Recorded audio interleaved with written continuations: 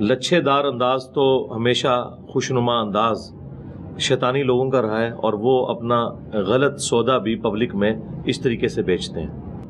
السلام علیکم ورحمۃ اللہ وبرکاتہ۔ لچھے دار انداز اور خوشنما انداز جو ہے شیطانوں لوگ کا رہا ہے، اور انجینئر محمد علی مرزا کا انکشافات سے بھرپور انٹرویو سارے مولویوں کے پرکھچے اڑا کر رکھ دیے۔ Exclusive and dubbing interview of engineer Muhammad Ali Mirza, اور اس میں انہوں نے جو ساری باتیں بتائی ہیں تو وہ سنیں اور سمجھیں، اور ہم کسی کو غلط نہیں کہہ سکتے ہیں۔ اور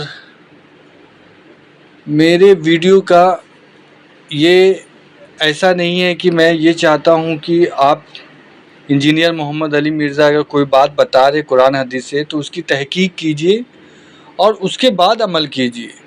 ان کے باتوں پر عمل سن کر نہ کیجئے، بلکہ آپ بھی تحقیق کیجئے کہ وہ صحیح بتا رہے یا غلط بتا رہے۔ تو اللہ سے دعا کرتے ہیں کہ ہمیں قرآن حدیث پڑھنے کی توفیق عطا فرمائے اور اس پر عمل کرنے کی توفیق عطا فرمائے، آمین ثم آمین۔ اسکواش سے کے پلیئرز کے ساتھ کمپیئر نہیں کر سکتے، کرکٹ کی بال کو گولف کی بال کے ساتھ کمپیئر نہیں کر سکتے، ورنہ تو لوگ آپ کو پاگل کہیں گے۔ ہمارے کسی اسٹوڈنٹ نے کبھی کسی عالم کے اوپر قاتلانہ حملہ نہیں کیا، حالانکہ ہم ان علماء کو، ان کے بزرگوں کو بھی نبی الاسلام کا گستاخ مانتے ہیں۔ بریلویوں کے نزدیک دیوبند اور اہل حدیث سب کے سب گستاخ رسول ہیں۔ ایاک نعبد و ایاک نستعین پڑھ کے گورا یا علی مدد نہیں کہے گا، یا عبد القادر جیلانی المدد، یا معین الدین چشتی پار لگا دے کشتی، یا باو لاکھ بیڑا تک۔ ایک بندہ کہتا ہے ختم نبوت کی آیت قرآن میں لکھی ہوئی ہے لیکن میں نہیں مانتا، تو اسے کہیں گے تم قرآن کو مانتے ہی نہیں ہو۔ آپ نے خود سے کیسے اسیوم کر لیا کہ میرا یہ بابوں والا اسلام ہے، اس اسلام کا نبی الاسلام سے کوئی تعلق نہیں ہے؟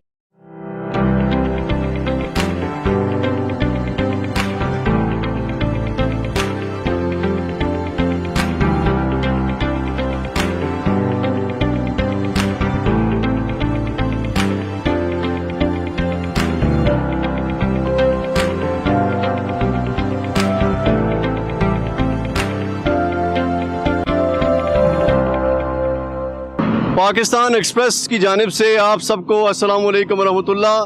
سردار جنید بہادر خان اپنی ہم ٹیم کے ساتھ یہاں تشریف لائیں انجینئر محمد علی مرزا صاحب کی اکیڈمی میں۔ انجینئر محمد علی مرزا صاحب پہ 4 مرتبہ اٹیک ہو چکا ہے۔ آج ہم یہاں پر ان سے سوالات بھی کریں گے اور ساتھ یہ دیکھنے کی کوشش کریں گے کہ ان کے سیکیورٹی کے پروٹوکول انتظامات کیا ہیں، کیا انف ہیں کہ ان کو اس زندگی کو بچایا جا سکتا ہے، اور ساتھ میں یہاں پر انتظامات کیا ہوتے ہیں۔ اگر آپ آنا چاہتے ہیں اور آپ انجینئر محمد علی مرزا صاحب سے مل کے اپنے سوالات ان کے سامنے رکھنا چاہتے ہیں تو کس طرح کے پروٹوکول سے آپ کو گزرنا ہوگا، تو ہمارے ساتھ آئیے۔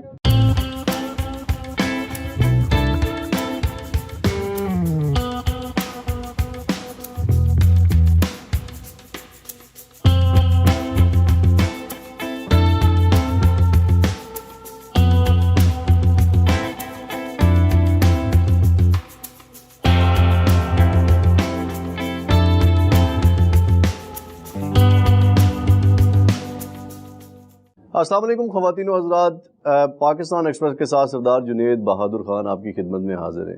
دنیا بھر میں اردو بولنے والے، اردو سمجھنے والے لوگ آج کے پیراڈائم میں، آج کے دور میں جب بات کرتے ہیں مذہب کے بارے میں، اسلام کے بارے میں، تو یہ پیراڈائم تھوڑا سا بدل گیا ہے۔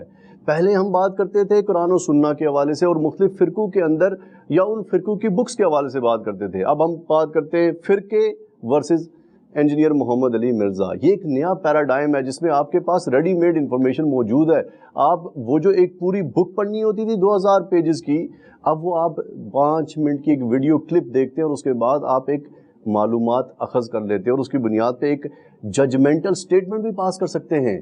آج ہم موجود ہیں انجینئر محمد علی مرزا صاحب کے پاس۔ ان کی کوئی تعارف تو کروانے کی ہمیں ضرورت نہیں ہے، کیونکہ اس وقت اسلام سے جڑے ہوئے اردو بولنے والے تمام لوگ آپ کو لازمی سنتے ہوں گے، جو نہیں سنتے ہوں گے وہ نفرت اور حقارت کی نظر سے دیکھتے ہوں گے۔ ہم ان سے جانیں گے کہ یہ جو نیا پیراڈائم کریٹ ہوا ہے اس نے اسلام کو کس حد تک فائدہ پہنچایا ہے۔ السلام علیکم محمد علی مرزا صاحب، تھینک یو ویری مچ۔ وعلیکم السلام ورحمۃ اللہ وبرکاتہ۔ ولا حول ولا قوۃ الا باللہ۔ اللہم صلی علی محمد وعلی آل محمد. جنید بھائی آپ کا بہت بہت شکریہ, آپ نے اچھے طریقے سے تعارف کروایا. اللہ تعالیٰ آپ کے حسن ظن کی لاج رکھے. اللہ کا نام لے کے اپنے سوالات شروع کریں. سورہ النحل کی آیت سے شروع کرتے ہیں کہ اپنے رب کے راستے کی طرف دعوت دو حکمت اور عمدہ نصیحت کے ساتھ, اور لوگوں سے مباحثہ کرو ایسے طریقے پر جو بہترین ہو. تمہارا رب ہی زیادہ بہتر جانتا ہے کہ کون راستے سے بھٹکا ہوا اور کون راہ راست پہ ہے. میں چاہتا ہوں کہ اس آیت کی تشریح پہلے آپ کیجئے کہ کیا آپ کا جو انداز تکلم ہے, کیونکہ جب میں نے آپ کے بارے میں ریسرچ کی تو پتہ چلا کہ لوگ محمد علی مرزا کی گفتگو سے اتنے زیادہ مخالف نہیں ہیں, انداز تکلم سے زیادہ لوگ خائف ہیں. یہ کہتے ہیں کہ it is not important what he is seeing, it is very important how he is seeing. اس آیت کی روشنی میں یہ پورا رویہ سمجھائیے مجھے. اس آیت میں قطعاً یہ بات نہیں ہوئی ہے کہ جو بات کی جا رہی ہے آپ اس کو پھینک دیں, انداز کو اپنا لیں. لچھے دار انداز تو ہمیشہ خوشنما انداز شیطانی لوگوں کا رہا ہے, اور وہ اپنا غلط سودا بھی پبلک میں اس طریقے سے بیچتے ہیں. اللہ کے محبوب صلی اللہ علیہ وآلہ وسلم کے بارے میں اللہ تعالیٰ نے سورہ صاد کے اینڈ پہ فرمایا وما انا من المتکلفین. اے نبی آپ فرما دیں میں تکلف کرنے والا نہیں, میں اسٹریٹ فارورڈ بات کرنے والا ہوں. اور یہ کانٹیکسٹ یہ تھا کہ قصہ آدم اور ابلیس بیان ہوا تھا, اور اس کا کلائمیکس یہ آیا تھا کہ جب شیطان نے کہا نا کہ میں تیرے بندوں کو اکھاڑ دوں گا, پچھاڑ دوں گا, اور انہیں میں جہنم تک پہنچا دوں گا, تو اللہ تعالیٰ نے فرمایا کہ جو بھی تیری پیروی کریں گے میں تیرے ساتھ انہیں جہنم میں پھینکوں گا. اللہ تعالیٰ نے بجائے اس کے کہ اس کے چیلنج کے جواب میں یہ کہتا کہ میں دیکھتا ہوں تو کس طرح میرے بندوں کو ورگلاتا ہے, اللہ تعالیٰ نے کہا کہ ٹھیک ہے پھر جو تیری طرف لگیں گے وہ تیرے ساتھ ہی جہنم میں جائیں گے. ابھی بڑی اسٹریٹ فارورڈ بات تھی. دنیا میں تو ایسا نہیں ہوتا. دنیا میں جب دو پہلوانوں کا آمنا سامنا ہوتا ہے نا, دو ڈان سامنے آتے ہیں, یہ میں اس کے ساتھ مثال نہیں دے رہا, ایک ایبسولوٹ, تو ایک کہتا ہے نا میں تیرے بندے اغوا کروں گا, دوسرا کہتا ہے میں دیکھتا ہوں. لیکن اللہ تعالیٰ کہتا ہے کہ جب اس نے کہا نا میں بندے اغوا کروں گا, اللہ تعالیٰ نے کہا کہ پھر جو بھی تیرے راستے پہ چلے گا نا اسے میں جہنم میں پھینکوں گا. میں نے کوئی گارنٹی نہیں اپنے کسی بندے کی اٹھائی. کیوں؟ میں نے پیغمبر بھیج دیے, کتابیں بھیج دیں, اب جو کوئی خود گمراہی کمانا چاہتا ہے تو کمائے. اس کو کنکلوڈ کرتے ہوئے پھر نبی علیہ السلام سے کروایا گیا کہ آپ کہہ دیں میں تکلف کرنے والا نہیں, میں نے کھول کھول کر بات آپ تک پہنچا دی. اب جو آپ نے آیت ریفر کی سورۃ النحل کی, ادعو الی سبیل ربک بالحکمہ والموعظۃ الحسنہ وجادلہم باللتی ہی احسن, بالکل یہی انداز ہے ہمارا اللہ کے فضل سے. اس میں 3 کیٹیگری کے لوگوں کو ایڈریس کیا گیا. 3 طرح کے لوگ دنیا میں ہوں گے. ادعو الی سبیل ربک بالحکمہ, بعض ایسے لوگ ہوں گے جن کو آپ نے حکمت کے ساتھ دلائل دے کر انٹلیکچولی قائل کر کے بات سمجھانی ہے. جس طرح آج کے اس ماڈرن دور میں ایتھیسٹ ہیں, لبرلز ہیں, سائنس کے اسٹوڈنٹس ہیں. تو مجھے بتائیں اس پلانٹ ارتھ پہ اردو بولنے والوں میں میرے سوا کون سا بندہ ہے جو تمام سائنٹیفک فیکٹس کو لے کر, اور وہ اتنا کوالیفائڈ بھی ہو, انجینئر بھی ہو, اور تمام چیزیں پبلکلی کلیئر کر رہا ہو. اللہ کے فضل سے میری درجنوں میں ویڈیوز ہیں کہ میں پوری حکمت کے ساتھ اس دعوت کو لے کر چل رہا ہوں. دوسری چیز اس میں آئی واضح حسنہ کے ساتھ, یعنی اچھے طریقے سے آپ نے واز کرنا ہے. جہاں واز کی باری آتی ہے الحمدللہ آپ میرے فکر آخرت سے متعلق ویڈیوز دیکھیں تو اس میں تو آپ کو ایک بالکل ڈیفرنٹ میرا کلر نظر آئے گا. اس کی وجہ یہ ہے کہ وہ ٹاپک ہی بالکل ڈیفرنٹ ہے. جس طرح نبی علیہ السلام جب جمعے کے ممبر پہ آپ کو نظر آئیں گے تو تلوار اٹھائے ہوئے نظر نہیں آئیں گے, آپ کو آکورڈ لگیں گے. لیکن اگر کوئی شخص نبی علیہ السلام کا تعارف ہی یہ کروائے کہ ایک بندہ ہے جس نے زرہ پہنی ہوئی ہے, تلوار اٹھائی ہوئی ہے, تو لوگ تو کہیں گے جنگجو. آپ کا ایک دعوت والا پہلو اوور لک ہو جائے گا اگر آپ کے شارٹ کلپ یہی والے کاٹے جائیں, جس طرح اس زمانے میں لوگ کاٹتے تھے, آج تک لوگ کر رہے ہیں. اور اگر آپ کا صرف وہ والا پہلو پیش کیا جائے کہ آپ نے پگڑی باندھی ہوئی ہے اور آپ ممبر کے اوپر ہیں, تو پھر آپ کا صرف ایک وائز والا ہوگا, تو پھر دوسرے لوگوں کو موقع ملے گا کہ اچھا یہ صرف واضح و نصیحت ہی کرتا ہے, میدان جنگ کا سوار یہ نہیں ہے. تو ایسا نہیں ہے. میرے ساتھ یہ کرتے ہیں کہ ایک طرف کے کلپ پیش کرتے ہیں. اللہ کے فضل سے میرے ہر ٹاپکس کے اوپر ویڈیوز ہیں. یہ میری بات مکمل نہیں ہوئی. ہاں یہ میں آپ کو بتا دوں اگر آپ ڈاکٹرن ڈسکس کریں گے تو پھر پورا جواب دوں گا، پھر آپ کو کوئی رائٹ نہیں نا. اگر آپ نے مجھ سے استنجے کے ڈھیلے پوچھنے تو میں بتا دوں گا. اسی کا ایک ایکسٹینڈڈ بات پوچھوں. ایکسٹینڈڈ بات تو تب ہوگی نا جب میں نے اپنی بات مکمل کر لی ہے. تو جو واضح و نصیحت والا حصہ ہے وہ بھی آپ ہماری ویڈیوز میں دیکھیں، جو فکر آخرت سے متعلق ہیں وہ آپ کو نظر آئیں گی. تیسرا اس کے اندر آیا تھا وَجَادِلْهُمْ بِالَّتِي هِيَ أَحْسَنُ، مجادلہ کرنا ہے احسن طریقے کے ساتھ. دنیا میں اس کیٹیگری کے لوگ بھی موجود ہوتے ہیں کہ جو نہ حکمت کی بات سمجھتے ہیں نہ اچھے واضح سے ان کا کوئی مسئلہ حل ہوتا ہے، ان کے ساتھ مجادلہ کرنا پڑتا ہے. مجادلہ آپ کو پتہ کیا ہے عربی میں؟ انگلش کے لیے اس کے لیے اپروپریٹ ورڈ ہے ڈیبیٹ، انٹلیکچوئل ڈیبیٹ. اچھا، ترکی بترکی جواب دینا، مجادلہ. جدل عربی میں کہتے ہیں جھگڑے کو، جدلیات یہ ایک لفظ استعمال ہوتا ہے. کارل مارکس کی آپ اگر وہ ساری پڑھیں نا، جو اس کی تھیوری ہے ڈاس کیپیٹال، اور وہ اس میں آپ کو یہ جدلیات والا ایک مسئلہ سامنے آئے گا کہ جب بھی ڈائیلیکٹریکل مٹیریلزم کے دو مختلف قسم کی چیزیں آمنے سامنے آتی ہیں، ان میں سے ایک پھر تیسرا پازیٹیو رزلٹ نکلتا ہے، اس کے لیے جدلیات کا لفظ. مجادلہ کہتے ہیں علمی جھگڑا کرنے کو، جس میں آپ ترکی بترکی جواب دیتے ہیں. جس طرح حضرت ابراہیم علیہ السلام سے جو ترکی بترکی جواب ہوا ہے نمرود کا، انہوں نے کہا کہ میرا رب وہ ہے کہ جو زندہ کرتا ہے اور مارتا ہے. تو اس نے آگے سے کہا میں بھی زندہ کرتا ہوں اور مارتا ہوں. دو قیدی بلائے، ایک کو قتل کر دیا، ایک کو چھوڑ دیا. اب یہ اس نے فضول حرکت کی تھی، لیکن ابراہیم علیہ السلام نے اسے اوور لک کر کے اگلی اسے پھکی دی کہ میرا رب وہ ہے جو مشرق سے سورج نکالتا ہے، تو مغرب سے نکال کے بتا. بس ادھر وہ ختم ہو گیا. تو ترکی بترکی جواب دینا اسے کہتے ہیں مجادلہ. جب مجادلہ ہو رہا ہوتا ہے نا تو پھر اس میں آپ نے اسی کے اصول اور مبادی پہ اس کو وہ جواب دینے ہوتے ہیں جو اسے لینگویج سمجھ آتی ہے. اور یہ کام دنیا میں بہت کم لوگ کر سکتے ہیں. حکمت سے لوگ کام کر لیتے ہیں، واز سے بھی کر لیتے ہیں. مطلب حکمت کی مثالیں آپ کو ڈاکٹر ذاکر نائک نظر آ جائیں گے، اچھا واز آپ کو طارق جمیل صاحب نظر آ جائیں گے، بیچ میں کہانیاں بھی ہیں، چلے جو بھی ہے. لیکن مجادلہ یہ بہت مشکل کام ہے. مجادلہ کرنے کے لیے پھر آپ کو مخالف کے تمام دلائل پتہ ہونے چاہیے، وہ کس چیز کو بنیاد بنا کر گمراہی پھیلا رہا ہے وہ آپ کو پتہ ہونے چاہیے، اور پھر اسی اصول اور مبادی کے اوپر آپ نے اسے گرانا ہوگا. یہ ٹاپک، اس ٹاپک کے اوپر ود ان اسلام میرے علم میں تو اس وقت کوئی اور بندہ نہیں ہے جو مجادلہ کرتا ہوں. چونکہ کوئی کر ہی نہیں رہا، لہٰذا مجھے کسی سے کمپیئر ہی نہیں کرنا چاہیے. کبھی بھی آپ ہاکی کے پلیئر کو اسکواش سے کے پلیئر کے ساتھ کمپیئر نہیں کر سکتے. کرکٹ کی بال کو گولف کی بال کے ساتھ کمپیئر نہیں کر سکتے، ورنہ تو لوگ آپ کو پاگل کہیں گے. میرے جیسا کام اگر کوئی دنیا کا بندہ کر رہا ہے، وہ سامنے لے کے آئیں کہ یہ بندہ ہے اور یہ طریقہ ہوتا ہے کام کرنے کا، تو بندے کوئی نہیں ہوگا. اگر نبی علیہ السلام کی آپ مثال لے کر آئیں گے تو نبی علیہ السلام کی زندگی کے وہ سارے پہلو موجود ہیں، لیکن ہمیں نبی علیہ السلام کی زندگی کا صرف وہ پہلو بتایا جاتا ہے جو عوام سننے کی عادی ہے. اگر نبی علیہ السلام کی زندگی کے وہ تلخ پہلو بتائے جائیں جو آج کی اس ماڈرن ڈاکٹرن کے اندر آج کے لوگ اسے بد اخلاقی سمجھتے ہیں، تو ان کو نبی علیہ السلام بھی ہضم نہیں ہوں گے.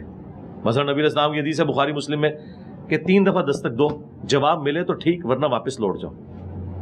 آپ تو 3 دفعہ مس بیل، کیا 50 دفعہ مس بیلیں دیتے ہیں؟ ٹھیک ہے، اچھا، اور مس بیل دی اور اس نے آگے سے جواب نہیں دیا، آپ کہتے ہیں بد اخلاقی ہے. نبی علیہ السلام کے اخلاق ہی یہی ہیں کہ نہیں دینا جواب، میری مرضی. دستک دی 3 دفعہ، جواب ملے تو یہ اس وقت تک دستک دیتے ہیں جب تک، اور میں جواب دینے کا بھی پابند نہیں ہوں. نبی علیہ السلام نے یہ نہیں کہا کہ اسے بتاؤ کہ میں نے ملنا نہیں ہے، وہ گھر پہ نہیں. آپ کوئی پابند نہیں ہے، وہ دستک دے، جواب آ جائے ٹھیک جائے. کیوں کہ جو ملنے آیا یہ اس کی ضرورت ہے، وہ بندہ نہیں ملنا چاہتا، دیٹس آل.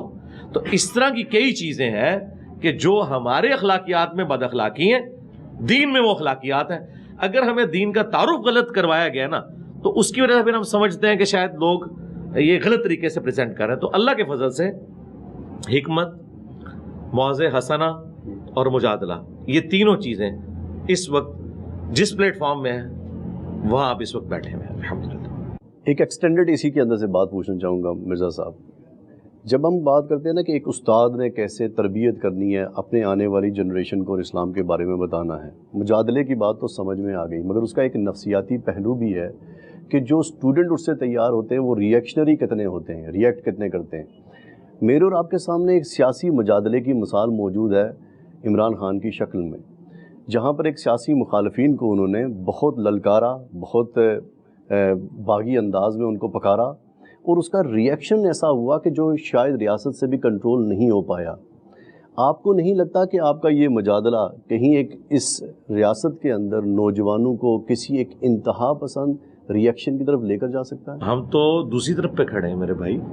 ہمارے کسی اسٹوڈنٹ نے کبھی کسی عالم کے اوپر قاتلانہ حملہ نہیں کیا، حالانکہ ہم ان علماء کو، ان کے بزرگوں کو بھی نبی الاسلام کا گستاخ مانتے ہیں علا وجہ بصیرت. ہمارے سارے اسٹوڈنٹس ان کے پیچھے نمازیں پڑھتے ہیں. یہ باقی سارے فرقوں کو واجب القتل کہتے ہیں، ہم کہتے ہیں سارے مسلمان ہیں. یہ کہتے ہیں دوسروں کو چندہ دینا حرام ہے، ہم کہتے ہیں چندہ ہم ان کو دیں گے. یہ کہتے ہیں دوسرے کے پیچھے نماز نہیں ہوتی، ہم کہتے ہیں آپ کے پیچھے نماز ہوتی ہے. تو آپ نے جو کلیم کیا یہ بالکل اپوزٹ ہے. عمران خان صاحب کی مثال آپ نے بالکل غلط دی. انہوں نے تو لوگوں کو اکسایا کہ آپ نے یہ کرنا ہے. ہم نے لوگوں کو کہا ہے کہ یہ اکسائے ہوئے جو آپ پہ چڑھ دوڑے ہیں اور یہ آپ کو کاٹ رہے ہیں علماء کی شکل میں، یہ کہہ کے کہ آپ لوگ واجب القتل ہو، آپ گستاخ رسول ہو، گستاخ رسول کی ایک ہی سزا اور ایکسٹرا جوڈیشل ایکٹیویٹی. آپ نے یہ کچھ نہیں کرنا، بلکہ آپ نے سہنا ہے اور آپ نے انہی کے ساتھ رہنا ہے. اپنی مسجد الگ نہیں کرنی، اپنا مدرسہ الگ نہیں کرنا، چندہ بک الگ نہیں کرنی، انہی کے ساتھ رہنا ہے، انہی کو چندے دینے ہیں، انہی کے پیچھے نمازیں پڑھنی ہیں. تو اس وقت پلانٹ ارتھ پہ اگر کوئی آئیڈیل مسلمان ہے نا تو صرف ہمارے اسٹوڈنٹس ہیں. ہمارے اسٹوڈنٹس کے علاوہ آپ دنیا میں کسی فرقے کے ماننے والے بتائیں جو یہ کلیم کرتے ہیں نا بزرگوں کے ماننے والے کہ صوفیاء بڑے نرم مزاج ہوتے ہیں. یہ صوفیاء یہ نرم مزاج ہوتے ہیں کہ اپنے ناموں کے کلمے پڑھاتے ہیں. وہ یہ نرم مزاج ہوتے ہیں کہ وہ اہل حدیث کو وہابی اور نجدی اور شیطان کا سنگ کہتے ہیں، خارجی کہتے ہیں.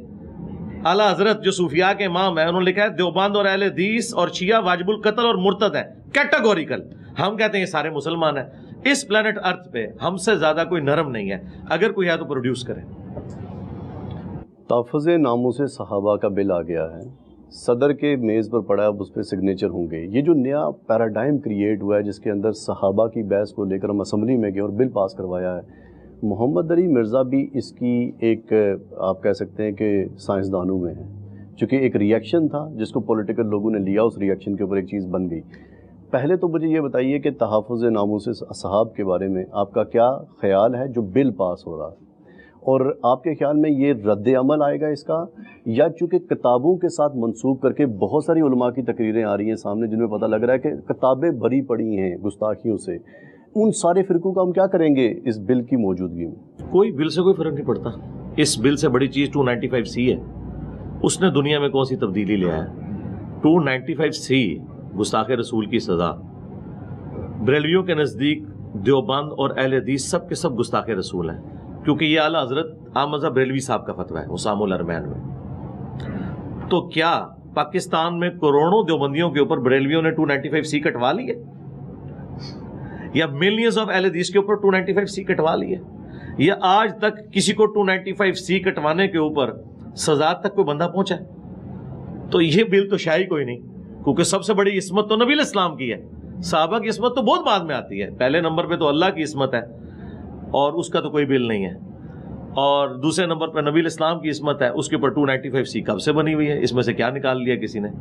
ابھی تک جب بھی نیگیٹو یوز ہی اس کا ہوا ہے، لیکن اس کا کوئی اینڈ رزلٹ نہیں نکلا. آج تک کسی کو سزا ہوئی نہیں ہے، نہ کبھی کسی کی گستاخی ثابت ہوئی. تو اس بل کی تو یہ تو بیچارہ بہت چھوٹا سا بل ہے، اس سے کچھ بھی نہیں فرق پڑنا. اور آپ کو کیا لگتا ہے اس بل کی اب ضرورت کیوں پیش آئی ہے؟ کہیں آپ کی تقاریر کی وجہ سے بل تو نہیں پیش ہوا؟ نہیں، میں نہیں سمجھتا کہ میں کوئی ان کے لیے اتنا امپورٹنٹ ہوں. جہاں تک فی نفسی گستاخی کا معاملہ ہے، صحابہ کرام ہوں، اہل بیت ہوں، کسی کو گالی نہیں دینی چاہیے. یہ بالکل غلط ہے. میں اس طرح کے لوگوں کو معاشرے میں دیکھتا ہوں کہ جو اس طرح کی گالی گلوچ والا معاملہ کرتے ہیں، بائی نیم صحابہ کرام کا نام لے کے ان پہ لعنت کرتے ہیں. تو اس طرح کی چیزیں نہیں ہونی چاہیے. ہم تو خود اس کے مخالف ہیں کہ آپ کا صرف علمی اختلاف ہونا چاہیے، اور علمی اختلاف کوئی توہین نہیں ہوتا.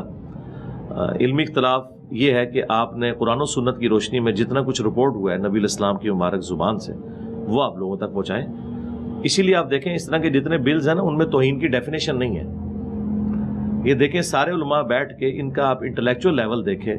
کسی گورے کے پاس بیٹھتے وہ ان کو تمیز سکھاتا کسی کام کو کرنے کی. جب بھی کسی کام کو کیا جاتا ہے نا پہلے نمبر پہ اسے ڈیفائن کیا جاتا ہے کہ یہ ڈیفینیشن ہے، اور ڈیفینیشن جنرل نہیں ہوگی، اسپیسیفک ہوگی. جب اسپیسیفک ڈیفینیشن کریں گے تو اللہ کے فضل سے کسی کے اوپر گستاخی کا فتویٰ نہیں لگے گا سوائے اس شخص کے کہ جو گالی گلوچ کرے. رہ کے دوسرے لوگ تو وہ عدالتوں میں جا کے یہ کیس ویسے ہی سسٹین نہیں کریں گے. اور تیسری بات یہ ہے کہ صدر پاکستان نے کوئی اس پہ سائن نہیں کیے. یہ جو 12 بل واپس کیے ہیں نا انہوں نے اسمبلی کی طرف، ان میں ایک یہ بھی ہے. اب اگلی اسمبلی جب آئے گی اللہ کیا 1-1.5 سال بعد نئے لوگ ہوں گے, نئے معاملات ہوں گے. ان لوگوں کی کمزوری اسی سے ہی آپ دیکھ لیں کہ چوری سے انہوں نے بل پاس کروایا, نہ کوئی بحث کی ہے, نہ وہاں پہ کورم پورا تھا. تو اس بل کے پاس کرانے سے کچھ 295C سے کچھ نہیں ہوا, اس سے بھی کچھ نہیں ہوگا.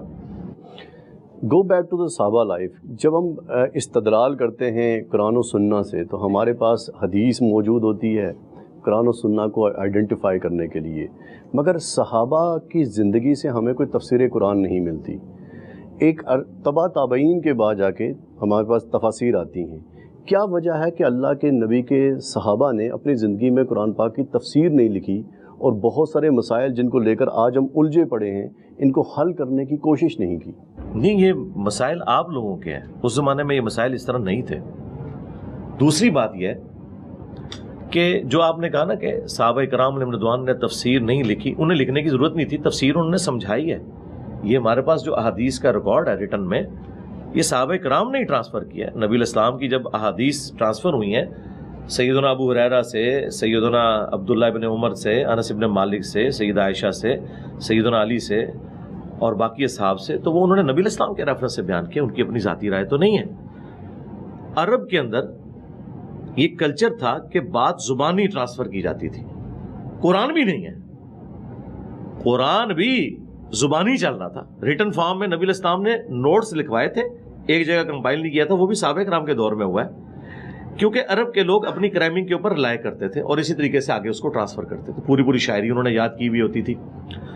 بخاری مسلم میں آیا کہ حضرت ابن مسعود کہتے ہیں کہ میں نے نبی الاسلام کے پیچھے رات کی نماز میں 70 سے زیادہ صورتیں صرف سن کے یاد کر لی ہیں, اتنی کرائمنگ تھی ان کی. تو اس زمانے میں لوگ سن کے نبی الاسلام کی باتیں آگے ٹرانسفر کرتے تھے, تابعین تک گئیں, تابعین سے تبع تابعین. یہ تو امام بخاری امام مسلم نے وہی کام کیا جو میں نے کیا کہ یوٹیوب چینل بنا لیا اور ویڈیوز میں آ کے لوگوں کو بات بتائی. بات وہی بتا رہا ہوں جو چل رہی تھی. انہوں نے یہ دیکھا کہ یہ جو زبانی کلامی معاملات چل رہے ہیں, ایک وقت آئے گا کہ لوگ اس میں کمزوری کا شکار ہو جائیں گے, تو بہتر ہے کہ اسے ریٹن ریکارڈ میں لے آیا جائے.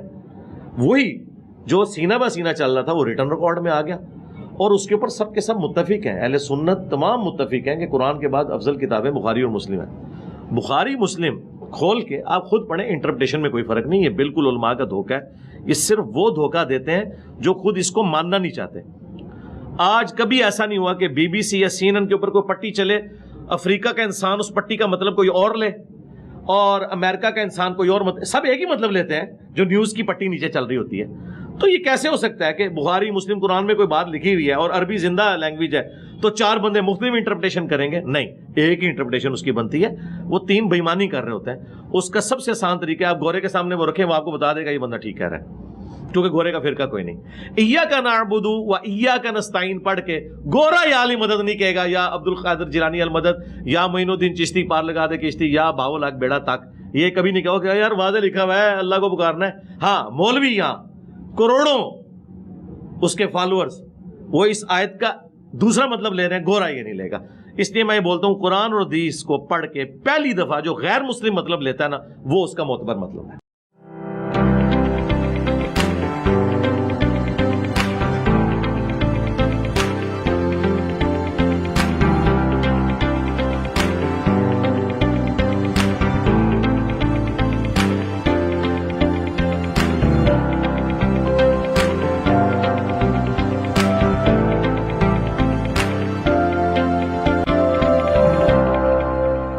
جب ہم بات کرتے ہیں آپ کے مخالفین کی کہ آپ کے مخالفین آپ کے خلاف کتنی ویڈیوز بناتے ہیں, تحقیق سے ایک پتہ چلی بات ہے محمد علی مرزا صاحب کہ آپ کے مخالفین کی آرگیومنٹ کو اگر ایکسٹریکٹ کیا جائے تو ایک بات سمجھ میں آتی ہے کہ آپ تبع تابعین یعنی کہ امام بخاری امام مسلم کی حدیث کو اٹھائیں گے اور اس کی بنیاد کے اوپر یہ بات ججمنٹل سٹیٹمنٹ پاس کر لیں گے کہ اصحابہ کے درمیان میں جو مسائل تھے ان میں کون حق پر تھا اور کون حق پر نہیں تھا. یہ بھی بابے ہیں وہ بھی بابے ہیں, بابوں کی فہرست میں تو سارے ہی بابے ہیں اللہ کے نبی کے بعد. ہم تعین کیسے کریں گے اور محمد علی مرزا کے پاس کیا پیرامیٹر ہے جس سے ان کو پتہ چل جاتا ہے کہ یہ بابا درست ہے اور وہ پیچھے والا بابا غلط تھا مگر بات آگے جو پہنچی ہے وہ درست پہنچی ہے؟ کیا پیرامیٹر؟ یہ تو ٹاپک بالکل ڈیفرنٹ آپ نے کر دیا. اگر حجیت حدیث پہ بات کریں گے, مجھے بتائیں اہل سنت میں کون ہے جو بخاری مسلم کو نہیں مانتا, اور اس میں اگر کوئی بات لکھی ہے اور کہتا ہے میں نہیں مانتا, تو اس کی وہی سزا ہونی چاہیے جو آئین کے غدار کی سزا ہے، اسے اسلام سے باہر نکال دیا جائے گا۔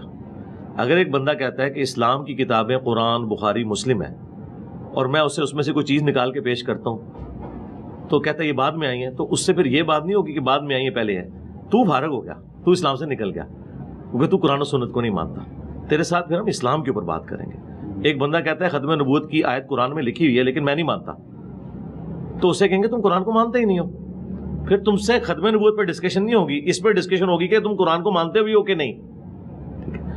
لہٰذا یہاں پہ جو بخاری مسلم میں ہے وہ امام بخاری امام مسلم کی رائے نہیں ہے، نبی علیہ السلام کی احادیث ہے۔ اگر ان کی ذاتی رائے ہوتی نا تو آپ پھینک دیتے، وہ نبی علیہ السلام کی مبارک احادیث ہیں جو احادیث کی شکل میں امت تک پہنچی، امت نے ایکسیپٹ کی۔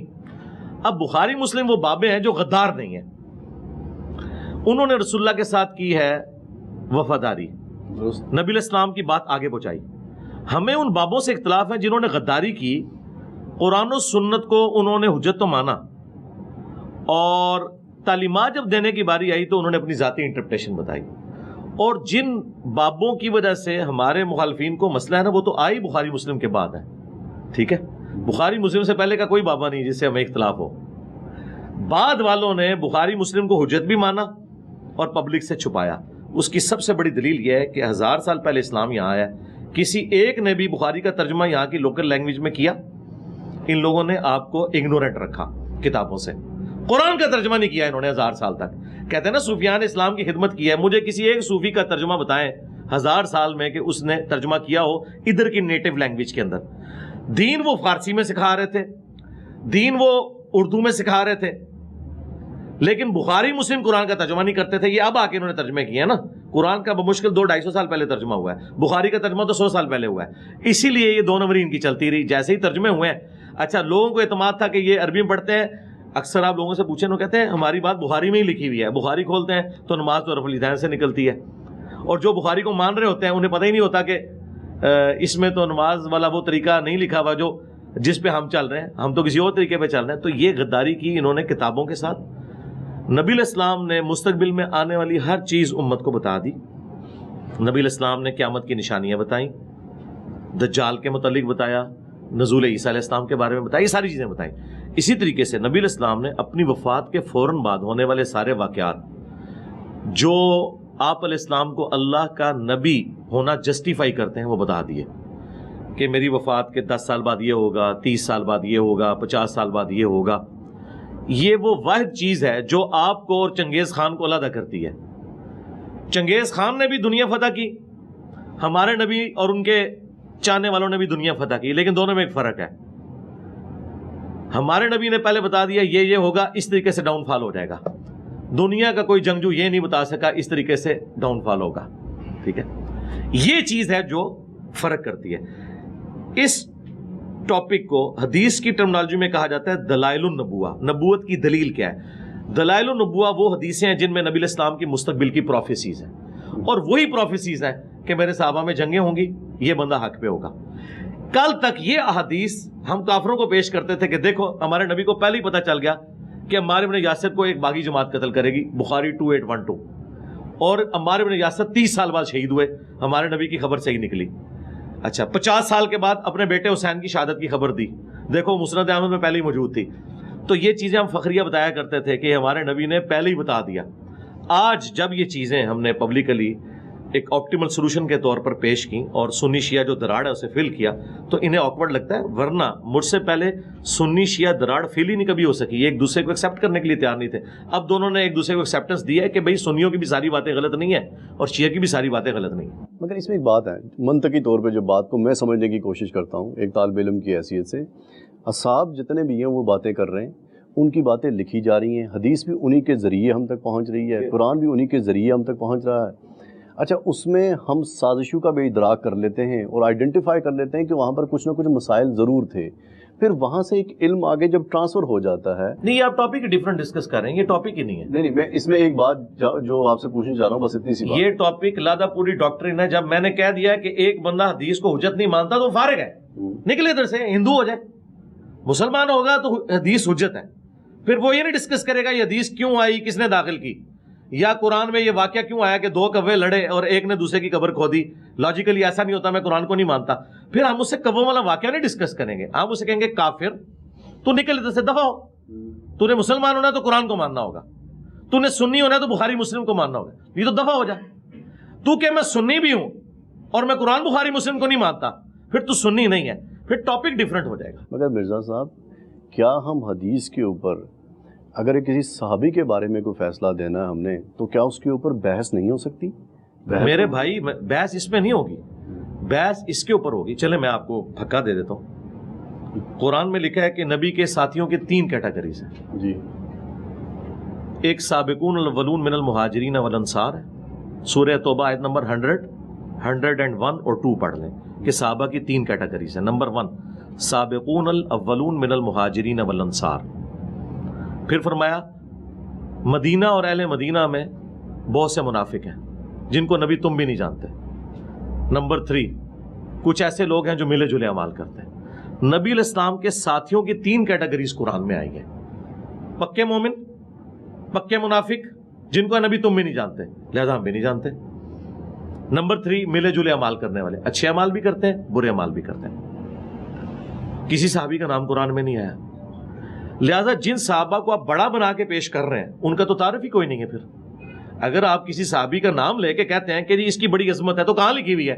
بخاری میں. بخاری کا تو نام نہ لو, زبان کھینچ لوں گا. بخاری کا نام نہیں لینا. قرآن میں بتاؤ کدھر نام لکھا ہوا ہے حضرت ابو بکر عمر عثمان علی کا؟ نہیں ہے, تو بھائی فارغ ہو جاؤ. پھر اگر آپ نے قرآن پہ رہنا ہے تو پھر کوئی شخصیات نہیں ہے, اور اگر شخصیات ہیں حدیثوں کی بنیاد پہ, پھر حدیثیں ہی بتائیں گی کون پہلے درجے کا مسلمان ہے, کون آخری درجے کا ہے, کون سے ملے جلے عمال کرنے والا ہے. تو قرآن میں تو صحابہ کی 3 کیٹیگریز آئی ہیں, اور رضی اللہ عنہم ورضوا عنہ جنہیں کہا گیا ہے وہ لوگ ہیں جو صلح حدیبیہ کے مسلمان ہیں. یہ اس موقع پہ آیت نازل ہوئی ہے. لہٰذا جب قرآن پہ آئیں گے نا تو پھر مقدمہ تو بالکل ہی فارغ ہو جائے گا آپ کا. جن شخصیات کا آپ دفاع کرنے کی بات کر رہے ہیں ان کا تو نام ہی قرآن میں موجود نہیں ہے, ان کی تو کوئی حقیقت ہی نہیں ہے جب تک احادیث نہ ہو. اچھا, حدیث پہ آخری سوال. حضرت حسن سے اور حضرت حسین سے روایت ہمیں حدیثیں نہیں ملتی. کیا سازشی طور پہ حدیثیں زیادہ شامل نہیں کی گئی, یا انہوں نے حدیثیں زیادہ کہی ہی نہیں تھی؟ نہیں زیادہ کہیں, حضرت علی نے بھی زیادہ حدیثیں نہیں کی. اس کی وجہ ہے کہ یہ لوگ سراپا سنت تھے, یہ سنت سکھاتے تھے نا. صحیح بخاری میں آتا ہے کہ مولا علی علیہ السلام ظہر کی نماز کے بعد ایک چبوترے پہ بیٹھ جاتے تھے مسجد کے اندر, کوفے کی جامع مسجد میں, اور لوگوں کو مسائل سکھاتے تھے. کئی بار وضو کا طریقہ سکھاتے تھے, اس طرح کے مسائل سکھایا کرتے تھے. اور یہ لوگ سراپا سنت تھے, ان کو دیکھ کر لوگ دین لرن کرتے تھے. ان سے یہ نہیں پوچھتے تھے کہ نبی علیہ السلام نے کیا کیا, ان کو دیکھ کے جج کرتے تھے کہ نبی علیہ السلام نے یہ کیا. اس لیے خلفائے راشدین سے بھی آپ کو صرف حسن و حسین یا حضرت علی کا مسئلہ نہیں ہے, حضرت ابو بکر سے تو حضرت علی سے بھی کام حدیث ہیں. یہ اکثر شیعہ اعتراض کرتے ہیں نا ہمارے اوپر, تو بھئی حضرت ابو بکر سے کون سی زیادہ حدیث ہیں؟ وہ سراپا سنت تھے خلفائے راشدین. ان کی ایکٹیویٹیز یہ تھیں کہ انہوں نے سنت اپنے عمل سے سکھائی. اور ظاہر حکومتی لیول کے اوپر لوگ تھے, حکومتی لیول پہ جو لوگ ہیں پھر انہوں نے اس لیول کا کام نہیں کرنا کہ انہوں نے کچھ لکھوانا ہے. ان کی تو اپنی مصروفیات ہیں, ان کو لوگ دیکھ کے دین کو لرن کر رہے ہیں. جس طرح پرائم منسٹر تو جا کے فزکس نہیں پڑھائے گا, چاہے وہ فزکس میں PhD بھی ہو, وہ تو ایک فزکس کا پروفیسر پڑھائے گا. پرائم منسٹر نے تو ایز اے ہول امت کو دیکھنا ہے. اس طرح خلفائے راشدین نے ایز اے ہول اپنے عمل سے امت کو دیکھا اور سیاسی معاملات چلائے. باقی جو یہ والی چیزیں وہ نیچے سے ٹرانسفر ہوئیں, اور ان کو حدیثیں بیان کرنے کا ضرورت نہیں تھی, وہ خود سراپا سنت ہے. اور جو کریٹیکل باتیں انہوں نے روایت بھی کر دی. اچھا, جڑا والا واقعہ پیش آیا, آپ نے آج کی اپنی گفتگو میں یہ بھی کہا, جو میں نے آپ کا لیکچر سنا ہے, کہ یہ رد النفاق کرنا ہوگا, اس کے لیے اعلان, رد النفاق آپریشن آپ نے اس کے لیے کہا کہ یہ کریں شروع. پہلے تو مجھے یہ بتائیے کہ جڑا والا واقعہ ہمارے سوسائٹی میں پہلی بار نہیں ہوا, ایک عرصہ دراز سے ایسے واقعات پیش آ رہے ہیں. کیا اسلامی ریاست میں غیر مسلم کے تحفظ کے لیے باقاعدہ کوئی کانسٹیٹیوشنل پیکج موجود نہیں ہے؟ ہمارے کانسٹیٹیوشن کو چھوڑ لیجئے, جو کہ اسلامی ریاست کے تصور کے اندر بتائیے کہ وہاں پر غیر مسلموں کے ساتھ معاملہ کیسے پیش آتا تھا, اینڈ ریلیٹ کیجئے اس کو غزوہ خیبر کے ساتھ, اور مجھے بتائیے کہ وہ جو حملہ تھا ہم اس کو کیسے جسٹیفائی کرتے ہیں جڑا والا کے قریب لا کے. کون سا خیبر کا؟ جب خیبر پہ حملہ کر کے مسلمانوں نے قلعہ فتح کیا تھا. اب یہ 2 مختلف ٹاپک ہیں میرے بھائی, اس طرح تو ہم پورے 2 ہفتے بیٹھے رہیں گے. ایک بات کریں نا, ایک آپ جڑا والے کے اوپر ورڈک لے لیں. جڑا والے, ہاں, جہاں تک آپ نے کہا نا آئین میں, تو پاکستان کے آئین میں موجود ہے, پاکستان کے جھنڈے میں سفید نشان ہے غیر مسلموں کے لیے, گرین مسلمانوں کا, ان کو ایکول رائٹس ہیں. 11 اگست 1947 کی محمد علی جناح رحمہ اللہ کی تقریر اٹھا کے دیکھ لیں, انہوں نے کہا سب کے سب لوگ آزاد ہیں, اپنے مندروں میں جا سکتے ہیں, اپنے گرجوں میں جا سکتے ہیں, اپنی مساجد میں جا سکتے ہیں. جو سورۃ الحج میں آیا کہ اگر اللہ تعالیٰ بعض کو بعض سے ٹکراتا نہ تو کبھی بھی کوئی خانقاہ, کوئی گرجا, کوئی معبد, کوئی مسجد جہاں اللہ کا ذکر ہوتا ہے یہ سلامت نہ رہتے. جہاد اور قتال کی وجہ سے یہ ساری کی ساری چیزیں سسٹین کر رہی ہیں. تو رائٹس تو موجود ہیں. صحیح بخاری میں حدیث ہے, جو کسی مسلمان ملک میں ٹیکس پیئر رہ رہے غیر مسلم, اسے اگر کوئی قتل کر دیتا ہے تو وہ شخص جنت کی خوشبو بھی نہیں پائے گا, حالانکہ جنت کی خوشبو 40 سال کی مسافت سے آ رہی ہوگی. تو احادیث تو بالکل اس میں واضح ہیں. پھر سورۃ المائدہ کی آیت نمبر 32 جو ہم اکثر کوٹ کرتے ہیں کہ جس نے ایک جان کو ناحق قتل کیا گویا پوری انسانیت کا قتل کیا, اور جس نے ایک جان کو بچایا گویا اس نے پوری انسانیت کو بچا لیا. تو اسلام کی تو گائیڈ لائنس موجود ہیں, آئین میں بھی موجود ہے, پریکٹیکلی عمل کرنے کی باری ہے. مگر مرزا صاحب جب ہم تاریخ اسلام پڑھتے ہیں, ہم جو عام کتابیں پڑھتے ہیں علماء والی نہیں, اس میں ہم محمود غزنوی کا واقعہ بھی پڑھتے ہیں جہاں سومناتھ کا مندر گرایا گیا. ہمیں تاریخ یہ سکھاتی ہے کہ اقلیتوں کے ساتھ یا کسی دوسرے مساجد, دوسرے مذہب کی عبادت گاہوں کے اوپر حملہ کرنا ہے. جب آپ جڑاں والا واقعہ دیکھتے ہیں آپ, اور اس میں ہم کہتے ہیں یہ دہشت گردی ہے, تو مجھے بتائیے کہ محمود غزنوی والا جو سومناتھ کا مندر گرانا ہے, کیا وہ دہشت گردی؟ اس سے بڑی دہشت گردی تھی. وہ آپ کا ہیرو ہے, صوفیوں کا ہیرو ہے, ہم تو اسے نہیں مانتے. جس طرح ہم کہتے ہیں بابے شاہی کوئی نہیں, یہ بھی شاہی کوئی نہیں, یہ سب بابوں کے پجاری قبر پرست لوگ تھے, ان کا اسلام سے کیا لینا دینا؟ اور یہ کب سے اس قابل ہو گئے ہیں کہ ان کو ہم اسلام کی تاریخ بتائیں گے؟ نہ میرے بھائی, یہ تو نبی الاسلام کے 400 سال بعد آئے.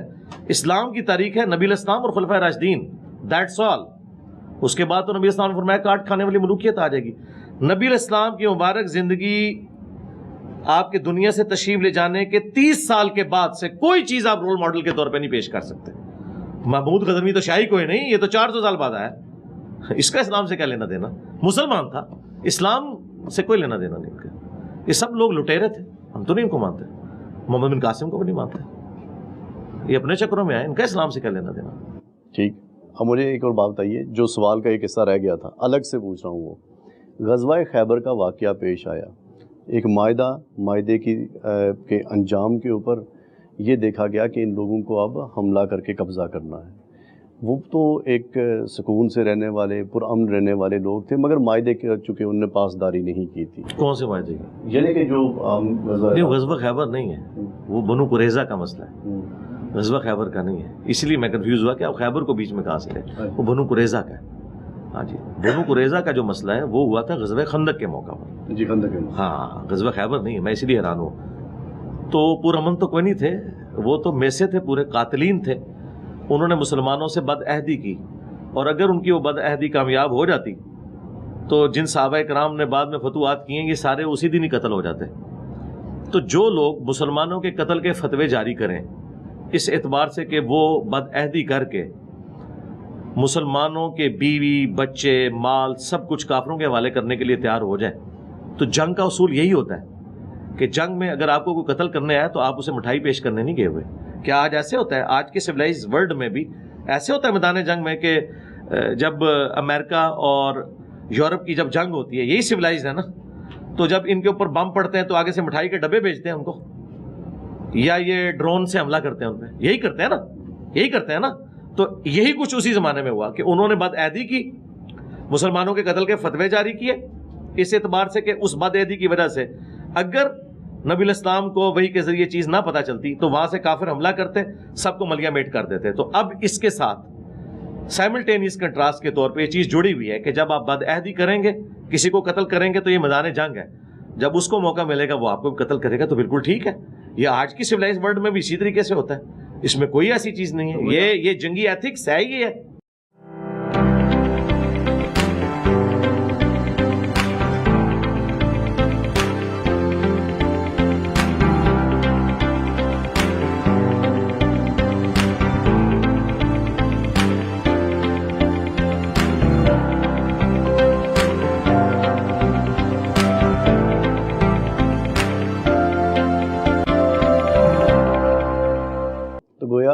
ہمارے ساتھ ایک اسلامی ملک جس میں مسلمان آباد ہیں، افغانستان، وہاں پر لوگ پرامن طریقے سے زندگی اگر گزار رہے تھے، ہم نے کوئی معاہدہ کیا جس معاہدے میں بہت سارے لوگ قتل ہوئے، تو اس کے ریئیکشن میں انہیں کون سا معاہدہ؟ پہلے تو اپنی آپ تاریخ کو نا واضح کیا کریں تاکہ ہمیں پتہ چلے آپ پوچھنا کیا چاہ رہے ہیں. جی آپ کس معاہدے کی بات کر رہے ہیں؟ پرویز مشرف کی بات کر رہے ہیں؟ عمران خان کی بات کر رہے ہیں جس نے ان کو مبارکباد دی تھی؟ I want to start this from proxy war. جی کہ اگر ہم نے پراکسی تو وار آپ چیز کلیئر کریں نا. جی سوال جب تک کلیئر نہ ہو جواب نہیں ہوتا. آپ دونوں میں ہر ٹاپک پہ بول سکتا ہوں لیکن سوال کلیئر ہونا ضروری ہے. دونوں چیزیں دیکھ لیجیے. دونوں نہیں ہوگی پھر آپ پنڈورا باکس کھول رہے ہیں نا. اچھا چلیں، ہاں ایک بات کریں اسپیسیفک جواب لیں. ہم مشرف کی لے لیتے ہیں. ہاں جی ہاں جی بتائیں. کہ مشرف والے معاملے کے اندر ہم مسلمان اور وہ مسلمان، ہمارے درمیان میں ایک عمرانی معاہدہ بھی ہے کہ ہم مسلمان ایک دوسرے کے بھائی ہیں، اور ہم نے پھر ایک بین الاقوامی جنگ کا حصہ بن کے جنگ ان پہ تھوپی، بہت سارے لوگ اس میں ہلاک ہوئے اور اس کا ایک بہت بڑے ریئیکشن کا ہمیں سامنا کرنا پڑا. بنو قریظہ والے واقعے کو سامنے رکھتے ہوئے نہیں، اس کا تو اس کے تعلق ہی نہیں ہے. کیوں آپ اس کے ساتھ ریلیٹ کر رہے ہیں؟ ارے انہوں نے بھی تو ایک معاہدہ توڑا تھا میرے بھائی، انہوں نے معاہدہ توڑا تھا. اس معاہدے کا اس معاہدے کے ساتھ تعلق کیا ہے؟ یہ تو تب آپ بات کریں جب آپ مشرف کو جسٹیفائی کر رہے ہیں. مشرف نے تو غلط کیا ہے. ہاں اچھا، تو آپ خود کیوں زیوم کر رہے ہیں کہ میری رائے یہ ہوگی؟ مشرف وہ بدماش ہے کہ جس کی وجہ سے ہماری نسلیں بھی بھگتیں گی جو کچھ اس نے کیا ہے. آپ نے خود سے میرے تھاٹس آپ کو کیسے پتا چل گئے کہ آپ نے زیوم کر لیا میں دونوں چیزوں کے مشرف آپ یہ بات کر رہے ہیں. میں کہتا ہوں افغانستان غیر مسلم ملک بھی ہوتا تب بھی مشرف نے جو کچھ کیا یہ حرام تھا اسلام کی روح سے. آگے چلیں. میں یہ بھی کہتا ہوں کہ محمد علی جناح جب زندہ تھے اور کشمیر میں فوجیں ہماری گھسائی گئیں، وہ بھی اسلام کے خلاف تھا، وہ بھی معاہدہ انہوں نے توڑا. یہ ہو نہیں سکتا کہ اوپر سے آپ اقوام متحدہ کے اندر بندے ہوئے ہیں اور اندر سے آپ گریلا وار کر رہے ہیں. وہ بھی غلط تھی. اسلام کی روح سے اس چیز کی اجازت نہیں ہے. آپ نے جو اسلام اپنے صوفیاء سے سیکھا اس کو تو اسلام نہ مانے. ہم تو اس اسلام کو ہی نہیں نہ مانتے. ہم اس اسلام کو مانتے ہیں جو قرآن بخاری مسلم میں لکھا ہے. سورۃ الانفال میں بتایا گیا ہے کہ یہ اسلام ہے. تو آپ خود نے زیوم کر لیں کہ میرا والا اسلام ہے. میرا اسلام وہ نہیں ہے. میرا اسلام بھی مجھ سے پہلے پوچھیں گے، ٹھیک ہے، پھر آپ ایزیوم کریں گے نا. آپ مجھ سے پوچھیں گے یہ ہوا تو پھر میں آپ کو جواب دوں گا. آپ نے خود سے کیسے ایزیوم کر لیا کہ میرا یہ بابوں والا اسلام ہے؟ اس اسلام کا نبی علیہ السلام سے کوئی تعلق نہیں ہے. میرا اسلام بھی بابوں والا نہیں ہے. آپ بھی ایزیوم کر رہے ہیں میرے اسلام. وہ اس لیے کر لیا کہ آپ نے وہ مشرف والا ایزیوم کر لیا نا کہ میں اسے ٹھیک کہوں گا. محمود غزنوی کو، اچھا آپ ایکسپیکٹ کر رہے تھے کہ محمود غزنوی کو میں ڈان کہہ دوں گا؟ مرزا صاحب کوئی بھی نہیں ایکسپیکٹ کرتا. سوالات ہوتے ہی ایڈورسیریل ہیں. نہیں وہ ٹھیک ہے نا، وہ ایزیوم نہیں کرتے. آپ کوسچن پوچھیں. آپ یہ کوسچن پوچھیں کہ یہ دونوں چیزیں، یہ بس سوال میں آپ کو بتاتا ہوں طریقہ کیا تھا. آپ سوال یہ تھا کہ اگر بنو قریظہ والا ایکٹ ٹھیک تھا تو مشرف والا ایکٹ غلط کیوں کہتے ہیں آپ؟ یا مشرف والا ایکٹ کیوں ٹھیک ہے اور وہ کیوں غلط ہے؟ اس طرح ہوتا ہے. تو میں تو ایسا میں نے کہا مشرف کا غلط ہے. مجھ سے پوچھیں، پہلے میری رائے لیں، اس کے بعد دونوں کو آپ کمپیئر کروائیں، پھر مجھ سے آپ کوسچن کریں. ٹھیک ہے جی. اب ایک اور میں سوال پوچھتا ہوں، امید ہے کہ پورا سمجھ آ جائے گا اور اس کے اوپر ہم جواب کریں. پاکستان میں غربت ایک بہت بڑا مسئلہ ہے، جہالت ایک بہت بڑا مسئلہ ہے، جس کی وجہ سے فرقہ واریت بھی ہے، جس کی وجہ سے پاکستان کے اندر نفسیاتی ہجان کی پوری کیفیت بھی ہے، پولیٹیکل ڈس ہارمنی بھی ہے. آپ کو کیا لگتا ہے زیادہ مسئلہ غربت کا ہے یا زیادہ مسئلہ ہمارا جہالت ہے؟ جہالت ہے مین مسئلہ. غربت کی وجہ بھی جہالت ہے. اگر جہالت نہ ہوتی، پیروں کی زیارتوں پہ لوگ جاتے ہیں، یہ تو کھانا کھانے جاتے ہیں، یہ تو ایک ہے نا. جہالت سے کوئی تعلق نہیں ہے. نہیں، جہالت سے بھی ہے تعلق. داتا صاحب علی ہجویری کے مزار کے اوپر جا کے قبر پہ لوگ جو دعائیں کرتے ہیں، وہاں پر لنگر بٹتا ہے مرزا صاحب. وہاں پر یہ تو نہیں ہوتا کہ کوئی گیان بٹ رہا ہے. اگر یہ صرف جہالت پہ ہوتا تو پڑھے لکھے لوگ وہاں کیا لینے جاتے ہیں؟ بہت کم تعداد میں جاتے ہیں. نہیں ایسا، وہ ہے ہی پڑھے لکھے لوگ، ہے ہی کام ہے تو کام ہی ہوں گے نا. اگر آپ کے پی ایچ ڈی میں نے ایک دو دیکھے ہیں تو پی ایچ ڈی ہوتے بھی کام ہی ہے نا. دوسری بات مجھے بتائیں، آج تک کوئی پاکستان کی گورنمنٹ ایسی ہے جس میں پیر فقیر نہ بیٹھے ہوئے ہوں؟ شاہ محمود قریشی کون ہے؟ ادھر بھی پیر بیٹھے ہوتے ہیں. مخدوم امین فہیم کون ہے؟ یوسف رضا گیلانی کون ہے؟ آپ کے سارے پرائم منسٹر، سارے وزیر، بڑی بڑی پوسٹوں کے لوگ ہوتے ہی پیر فقیر ہیں. یہ ہے ہی یہ کچھ ہے، یہ ان پڑھ ہے. شاہ محمود قریشی صاحب جب وہ چھوٹی سی کینچی لے کے وہ گھٹیں کاٹ رہے ہیں بچیوں کی اور تھوڑے تھوڑے پیسے جمع کر رہے ہیں تو وہ اتنا پڑھا لکھا بندہ ہے، پیر ہے، تو یہ سارے کچھ کر رہے ہیں. تو یہ پڑھے لکھے جاہل ہیں. تو یہ جو جہالت ہے نا، دین سے بھی جہالت ہے ان کی. ان کو دین کا کوئی الف بے نہیں پتا. ہاں ہو سکتا ہے دنیاوی طور پہ کوئی پی ایچ ڈی ہے، دین میں وہ زیرو ہے. تو ہمارا مسئلہ ہی جہالت ہے. اگر یہ جہالت نہ ہوتی، مجھے بتائیں عرب کے لوگوں میں جو غربت تھی، ہمیں تو اس کا کبھی ادراک بھی نہیں ہو سکتا کہ کس قسم کی ان کے اندر غربت تھی. لیکن دنیا کے امام وہ بن گئے. کیوں بنے؟ ان کی جہالت اللہ نے دور کر دی. ایک لیڈر دیا, قرآن دیا, اور جب ان کی جہالت دور ہوئی تو دنیا کے امام بن گئے. آج یورپ اور امریکہ کے پاس کون سے ریسورسز تھے؟ انہوں تو ایکسپلور کیے ہیں نا. ریسورسز تو سارے سب کانٹیننٹ میں تھے. گورے ادھر کیوں آئے تھے؟ سونے کی چڑیا تھی سب کانٹیننٹ, یہاں زمین اگاتی ہے, یہاں خزانہ ہے, اس لیے ایسٹ انڈیا کمپنی آئی تھی. یہ آج ٹیکنالوجی کا کھا رہے ہیں دوسرے ملک, وہ تو انہوں نے اب ایکسپلور کیا تعلیم کی برکت سے. گوروں کے پاس کچھ نہیں تھا سوائے علم کے, وہ دنیا کے امام بن گئے. ان کے پاس ریسورسز کچھ بھی نہیں, ہم سے لے کے ویلیو ایڈیشن کر کے تو وہ دنیا میں چھائے ہوئے ہیں. تو ہمارا پہلا مسئلہ جہالت ہے, اسی کی وجہ سے غربت ہے, اسی کی وجہ سے, اسی کی کورالریز ہے ساری کی ساری. گورے ہم سے زیادہ غریب تھے, لیکن جب انہوں نے علم حاصل کیا, علم کو یوٹیلائز کیا, انہوں نے اپنی غربت دور کی. آپ کے پڑوسی ملک چلیں, گوروں کی مثال تو ہمیں لگتا ہے کہ شاید کوئی ایک معجزہ ہے. چائنا پچھلے 30 سال میں 80% آبادی کو پاورٹی سرکل سے نکال لیا انہوں نے اسٹریٹجیز کے ذریعے. اور وہ آپ ذرا اسٹریٹجی دیکھیں کیا ہے, علم انہوں نے عام کیا ہے, ٹیکنالوجی عام کی ہے, ٹھیک ہے, لوگوں کو کھلایا بلایا نہیں, محنتی بنایا, تعلیم یافتہ بنایا, تو اللہ تعالیٰ نے دیکھے ان کو برکت دی ہے. میں کہتا ہوں اس دور حاضر میں اگر چند بڑے معجزات ہیں ان میں سے چائنا ایک ہے, دنیا کو لیڈ کر رہا ہے.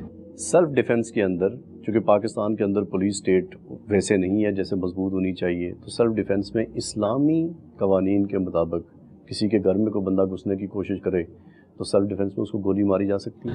پاکستان کے قانون میں بھی ماری جا سکتی ہے. پاکستان کا ایک قانون ہے کہ اگر آپ کے پریمیسز کے اندر کوئی بندہ آ گیا نا, آپ سیلف ڈیفenس میں سے گولی ماریں اور وہ مارا جائے تو اس کے اوپر کوئی گرفت نہیں. اور صحیح مسلم میں حدیث ہے, اگر تیرے گھر میں چور گھس آئیں ان سے لڑ, اگر تو مارا گیا تو شہید ہے, اور اگر وہ مارے گئے تو تیرے اوپر کوئی قتل نہیں ہے.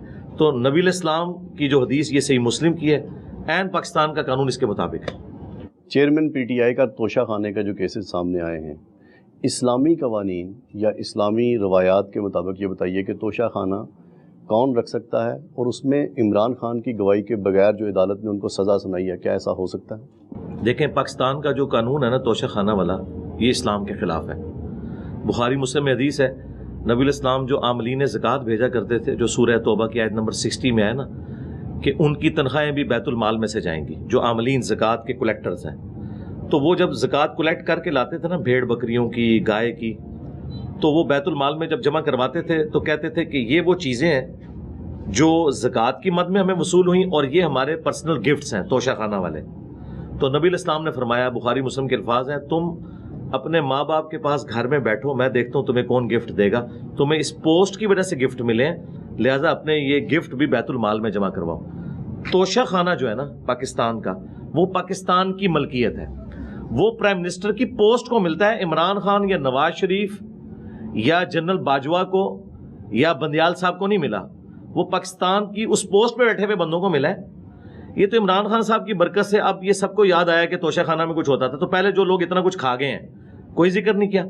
ہمارے نزدیک وہ بھی غلط کر کے گئے, یہ بھی غلط. یہ قانون چینج ہونا چاہیے, اور یہ بھی غلط ہے کہ جی 50% دے کے آپ ریٹین کر لیں. وہ ریٹین کر ہی نہیں سکتا, وہ پاکستان کی جو عوام ہے, پبلک, اس کی ملکیت ہے, وہ بیت المال میں جمع ہونا چاہیے.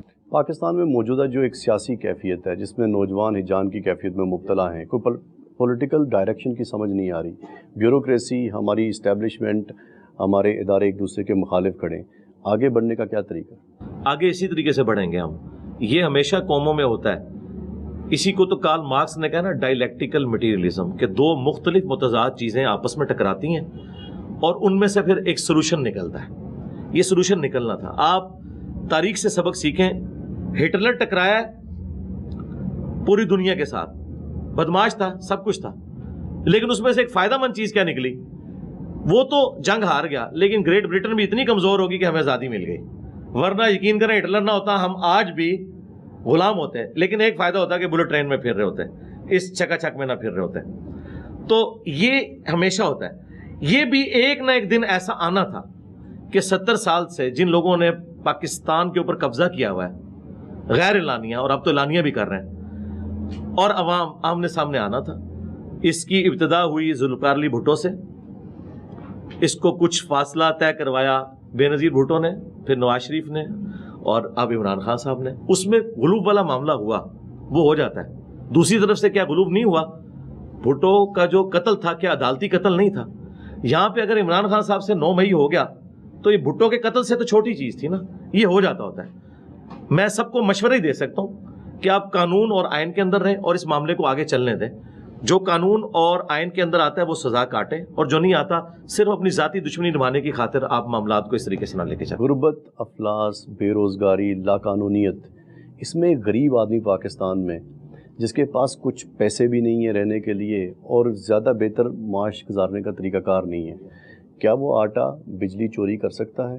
شریعہ کیا کہتی ہے کہ اگر وہ حالات بہت مخدوش ہو گئے ہیں تو خودکشی کر سکتا ہے؟ خودکشی تو بالکل نہیں کر سکتا. چوری والا معاملہ بھی اس حد تک ہے کہ جب زندگی موت کی کشمکش بن جائے اور اس کے اوپر سزا بھی نہیں ہوگی. لیکن اس کے سلوشن کی طرف جائیں گے, اسٹیٹ کی ذمہ داری ہے کہ وہ ان کی بیسک نیڈز پوری کرے. میرے خیال ہے پاکستان میں جتنی چیریٹی ہے نا, کوئی بھوکا مر نہیں سکتا.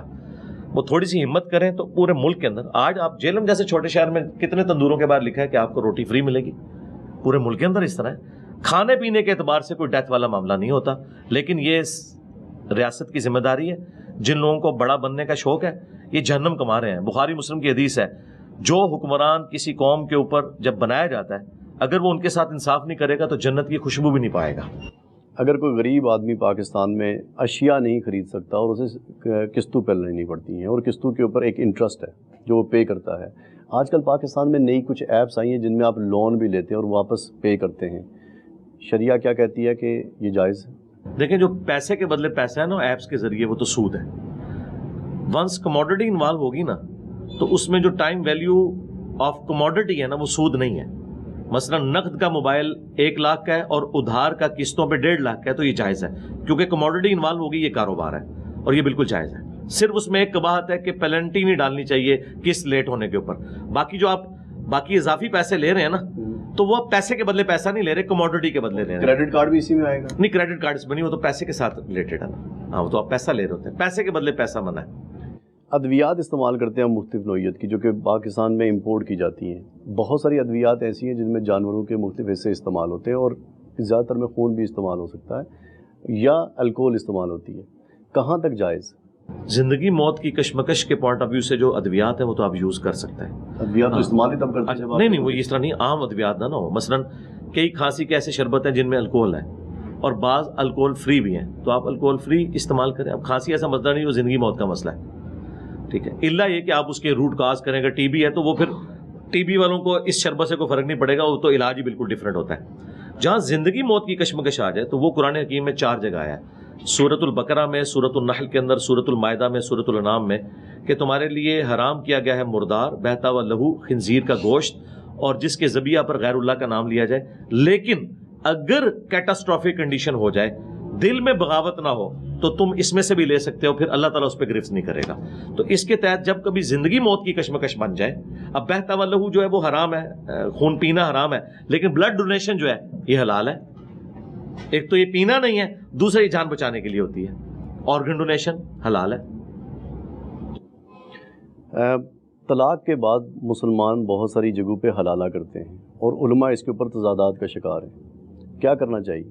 دیکھیں, علماء کوئی تضادات کا شکار نہیں ہے, یہ لوگوں کو 2 نمبری کر رہے ہیں. فقہ حنفی والے علماء حلالے نکالتے ہیں, جبکہ ان کے نزدیک بھی حلالہ پری پلان کرنا یہ زنا ہے, حرام ہے. خود مفتی اکمل صاحب جو میرے استادوں میں سے بھی ہیں, وہ کیو ٹی وی کے اوپر یہ کہہ رہے تھے کہ حلالہ کرنے والے اور کروانے والے پہ لعنت. یہ حدیث ہے سنن ابن ماجہ کی, یہ انہوں نے کوٹ کی ہے. اہل حدیث تو پہلے اسے حرام سمجھتے تھے, اب حنفی علماء بھی یہ مانتے ہیں کہ یہ حرام ہے, یہ حلالہ بالکل غلط ہے. جو قرآن میں حلالے کا ذکر ہے نا وہ آٹومیٹک حلالہ ہے, کہ کوئی شخص ایسا ہے کہ وہ فوت ہو گیا تو اس کے بعد وہ بیوی اپنے پہلے خامند کی طرف اگر لوٹ جاتی ہے جس سے اس نے طلاق لی ہوئی تھی, یہ نہیں کہ اس کو مار کے یا اس سے زبردستی طلاق لے کے پھر پہلے کی طرف لوٹتی ہے, تو پری پلانڈ حلالہ. اس کو آپ یوں سمجھ لیں کہ بھول کے آپ بریانی کی پلیٹ بھی کھا جائیں آپ کا روزہ نہیں ٹوٹے گا, جان بوجھ کے ایک لقمہ بھی لے تو روزہ ٹوٹ جائے گا. کانٹریکٹ میرجز جو اہل تشیع میں ہوتی ہیں, موتا وغیرہ, اور جو سنیوں میں ہوتی ہیں مس یار, کیا فرق ہے ان میں؟ دونوں حرام ہے جی, کوئی فرق نہیں, حرام ہے, کوئی فرق نہیں. اور یہ جو ویسٹ کے اندر ہم کہتے ہیں ایپس, انڈیپینڈنٹ لا پارٹنرز جو ہوتے ہیں, کہ اب ایک مرد بالغ ایک مرد عورت بالغ دونوں آزادی سے ایک دوسرے کے ساتھ رہنا شروع کر دیں اور چھپ کر اڈلٹری نہ کریں, اسلام میں اس کی گنجائش؟ اسلام میں نکاح کے بغیر کوئی بائنڈنگ نہیں ہے. اس کے علاوہ جو چیز ہے چھپی دوستی ہے وہ حرام ہے, اور نکاح بھی اعلانیہ ہوگا. نکاح بھی اگر چھپا کے ہوا، جس طرح علماء نے دوسری اور تیسری شادی چھپا کے کی ہوتی ہے، یہ بھی حرام ہے. اس کی وجہ یہ ہے کہ جب وہ مریں گے، وہ بیویاں جب منظر عام پہ آئیں گی اور ان کا ریٹن ریکارڈ بھی نہیں ہوگا تو وراثت میں وہ کیسے حصہ لیں گی؟ شادی ہمیشہ اعلانیہ ہوتی ہے اور زنا چھپ کے. مگر ایک آدمی یہاں سے بیرونی ملک گیا ہوا ہے اور وہاں بیوی اس کی پاکستان میں ہے، وہاں پر وہ ایک کنٹریکچوئل میرج نہیں کر سکتا؟ نہیں، کیوں کنٹریکچوئل کیوں کرے؟ اس کو ریئل کرے. اسلام تو خاندانی نظام میں بلیو کرتا ہے نا، اسے اسلام نے اجازت دی ہے نا، اس کو بسانے کی نیت سے کرے نا. کیوں اس طرح کی شادی کرے؟ اور یہ جو مثالیں لیتے ہیں لوگ صحابہ کی زندگی سے کہ وہ جنگوں پر جاتے تھے اور وہاں شادی کر کے واپس آ جاتے تو صحابہ کرام نے تو شراب پی کے غزوہ احد بھی لڑی ہوئی ہے، بدر بھی لڑی ہوئی ہے، لیکن بعد میں شراب حرام ہوگی نا. آپ مثالیں اس وقت کی دے رہے ہیں کہ جب وہ حلال تھی تو متع حلال تھا. کون کہہ رہا ہے کہ یہ شروع سے ہی حرام تھا؟ بعد میں حرام ہوا ہے. بخاری مسلم میں حدیث موجود اس ہے. وقت انٹرنیشنل دنیا کے اندر سعودی عربیہ اور ایران ایک دوسرے کے بہت قریب آ رہے ہیں. آپ کو لگ رہا ہے یہ انٹرنیشنل پولیٹیکل ارینا جو تبدیل ہو رہا ہے، اس میں ہماری فرقہ واریت ختم ہو جائے گی؟ میں تو محمد بن سلمان سے اتنا اختلاف رکھنے کے باوجود میں کہتا ہوں اس کی یہ جو نیکی ہے اس کی تمام گناہوں کے اوپر بھاری ہے جو اس نے تھنک آؤٹ آف باکس کیا ہے. اور یہ جو عذاب بنا ہوا تھا سنی شیعہ کنفلکٹ، یہ کریڈٹ جاتا ہے محمد بن سلمان کو کہ اس نے ایران کے ساتھ دوستی کر کے تو یہ دنیا میں سارا فساد ختم کرنے کی طرف بہت اچھا قدم ہے. میں تو اسے اپریشیٹ کرتا ہوں. ایک صحافی والا سوال ہے کہ آج ذرائع ابلاغ کی دنیا ہے اور بہت ساری خبریں ہمارے پاس آتی ہیں. کبھی کبھی خبر کو آئیڈینٹیفائی کرنا مشکل ہوتا ہے اور کبھی کبھی آئیڈینٹیفائی ہونے کے باوجود کسی پریشر میں آپ کو غلط خبر دینی پڑتی ہے. کبھی ریاست کسی ادارے کے پریشر ہوتا ہے، کبھی آپ کو ادارے کی جانب سے پریشر ہوتا ہے. یہ تمام پریشرز اور کبھی کبھی آپ کی ذاتی طور پہ منافقت کا شکار ہو جاتے ہیں. اس ساری صورتحال میں ایک صحافی کی کیا ذمہ داری ہوتی ہے؟ ذمہ داری تو یہ کہ صحافی تو پھر دلیر ہونا چاہیے. میں تو کہتا ہوں صحافی جو ہیں یہ مجاہد ہیں. تو پھر ارشد شریف کی طرح ہو جائے؟ نہیں، وہ تو ایک علیحدہ ٹاپک ہے، میں اس طرف آؤں گا. ارشد شریف صاحب نے جو اپنے زمانے میں گل کھلائے ہوئے ہیں، وہ ان کو جب وہ ARY پہ بیٹھ کے دوسرے لوگوں کی پگڑیاں اچھالتے تھے اس وقت ان کو صحافت نہیں تھی یاد آتی. آج ان سب کے ساتھ کیا ہو رہا ہے؟ عمران ریاض، حقیقت ٹی وی، یہ لوگ کیا کرتے رہے ہیں؟ اب انہیں احساس. معید پیرزادہ نے تو خود مطیع اللہ جان کو ہائی کورٹ کے اندر کہا ہے کہ ہم لوگ ان کے اعلی کار بنے رہے. تو بھگتو نا اب سزا. تم نے بھی تو لوگوں کی پگڑیاں اچھالی تھی نا. تو آج تم پھر یہ مکافات عمل تمہارے ساتھ ہوا ہے نا. اب آج صحافیوں کی طرف دیکھیں. صحافت اتنا متبرک ایک کام ہے. اگر آپ سچائی کے لیے کھڑے ہوتے ہیں تو یہ پیغمبرانہ کام ہے اس اعتبار سے کہ آپ سچائی کے لیے کھڑے ہوتے ہیں، کھڑے ہوں. قرآن میں اللہ تعالیٰ نے سورۃ الحجرات میں فرمایا کہ اگر کوئی فاسق خبر لے کے آئے نا تو اسے آگے نہیں آپ نے پھیلانا جب تک آپ اس کی تصدیق نہ کر لیں. بھاڑ میں گئی جی آپ کی وہ پریشر اور وہ ساری کی ساری انتظامیہ کہ آپ مجھے بتائیں اگر اس خبر کے آپ ڈائریکٹ خود افیکٹو ہوتے ہوں تو آپ کبھی بھی نہیں چلائیں گے، نوکری چھوڑ دیں گے. صرف لوگوں کو خوش کرنے کے لیے، دوسروں کی زندگیاں ونریبل بنانے کے لیے اس طرح کی خبر چلا دینا کسی کے کہنے کے اوپر، آپ اپنے آپ کو اس سے علیحدہ کریں. اسی وقت تو پتہ چلے گا کہ آپ سچائی کے لیے کھڑے ہیں یا نہیں کھڑے. کمپرومائز نہ کریں.